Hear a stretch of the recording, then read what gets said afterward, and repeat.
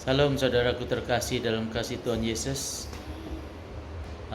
Kita bertemu lagi dengan Pastor Bobby Arto, penginjil yang diutus Tuhan dari tahun 2002 sampai tahun 2026. Sudah berkeliling berkhotbah 1000 kali lebih dari Sabang sampai Merauke. Saudaraku terkasih dalam kasih Tuhan, pagi hari ini saya mau berbicara tentang firman Tuhan berkata, tidak ada seorang pun yang dapat mengabdi kepada dua Tuhan. Satu kepada Tuhan, yang kedua kepada Mamon. Jadi saudara-saudara terkasih, kita dalam melayani Tuhan, hendaklah kita meneladani nabi-nabi Tuhan. Nabi Tuhan, rasul-rasul Tuhan seperti Rasul Paulus. Dia berkata, banyak orang memberitakan firman Tuhan dengan motivasi, dengan mengambil keuntungan. Tetapi aku memberitakan firman Tuhan dengan hati yang tulus dan bersih, suci. Seorang penginjil, seorang pemberita firman harus hidup dari pemberita firman. Tetapi aku tidak mempergunakan hakku sebagai penginjil. Aku dalam memberitakan Injil, aku memenuhi kebutuhanku dengan rekan-rekan sekerjaku dengan bekerja dengan tanganku sendiri sebagai ahli pembuat tenda, supaya pemberitaan Injil itu tidak terhalang, supaya tidak menjadi beban buat jemaat Tuhan. Jadi saudaraku terkasih, kita harus meneladani Rasul Paulus. Dia melayani Tuhan, memberitakan Injil dengan hati yang tulus dan bersih. Tidak motivasi supaya dapat uang banyak, tidak motivasi supaya terkenal.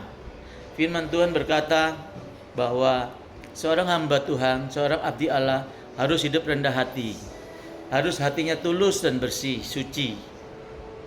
Lalu harus tidak motivasi apapun, uang atau terkenal, tidak saudara.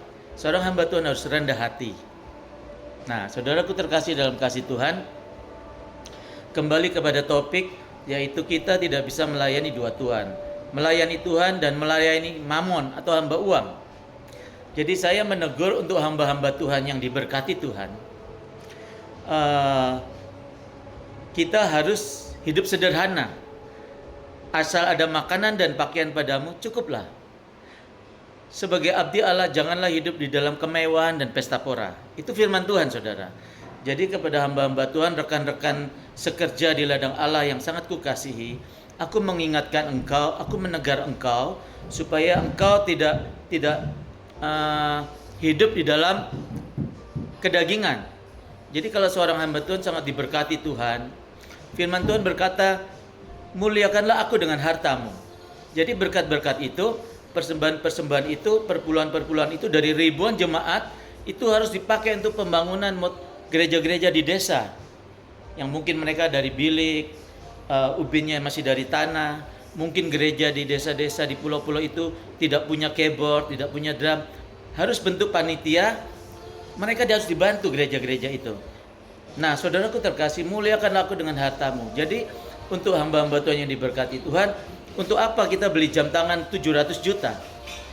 Untuk apa kita beli jam tangan atau beli tas yang 1 miliar lebih? Untuk apa kita beli mobil-mobil Lamborghini, Velfire, Alphard? What is it for? Saudara, sebagai abdi Allah saudara, firman Tuhan mengingatkan, banyak orang berseru kepada Tuhan, Tuhan, Tuhan, aku sudah mengusir setan demi namamu, aku bernubuat demi namamu, aku menumpangkan tangan pada orang sakit menjadi sembuh. Dan Tuhan Yesus berkata, enyalah engkau hai si pembuat kejahatan, sebab aku tidak mengenal engkau. Di sanalah tempatmu, di neraka, di mana ada ratap tangis dan kertak gigi. Jadi saudara-saudara, peringatan dari firman Allah ini jangan sampai menimpa kita saudara, hamba-hamba Tuhan yang diberkati Tuhan. Jadi ingat, Tuhan memberkati kita supaya kita memuliakan Allah dengan harta itu.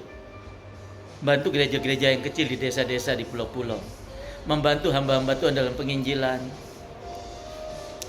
Tuhan Yesus memberkati kita semua saudara dengan kebenaran firman Tuhan.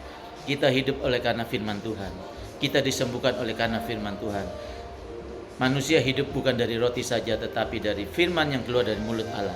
Firman yang telah menjadi manusia, yaitu Yesus Kristus, sudah menembus kita di kayu salib, menjadikan kita bukan orang berdosa lagi, menjadikan kita anak-anak Allah. Dan anak-anak Allah itu berhak menerima janji-janji Allah. Janji-janji Allah, kalau kita baca Mazmur 91, orang yang duduk dalam lindungan Allah yang maha tinggi, janganlah kamu takut terhadap penyakit sampar, penyakit menular, wabah celaka, karena itu tidak akan menimpamu. Malah petaka akan menjauh dari kemahmu. Jadi janji-janji Tuhan itu akan digenapi kepada kita, saudara, hamba-hamba Tuhan yang hidupnya sesuai dengan kebenaran firman Tuhan. Jadi jangan sampai kita melayani Tuhan juga melayani mamon, uang. Kita diperhamba oleh uang, kedagingan. Barang siapa mencintai dunia itu dan kekayaannya, maka kasih akan Bapa di dalam orang itu tidak ada. Jadi saudara-saudara, marilah kita sebagai hamba-hamba Tuhan hidup apa adanya, hidup dengan hati yang tulus, hidup dengan kerendahan hati, penuh kasih, hati yang suci dan tulus. Kiranya berkat ini menjadikan berkat buat kita semua, saudara-saudara. Tidak salah kita diberkati Tuhan melimpah-limpah. Tidak salah kita dipercaya Tuhan berkat yang besar, kita menjadi orang kaya. Tetapi ingat, muliakanlah Tuhan dengan hartamu. Oke, Tuhan Yesus memberkati kita semua. God bless you.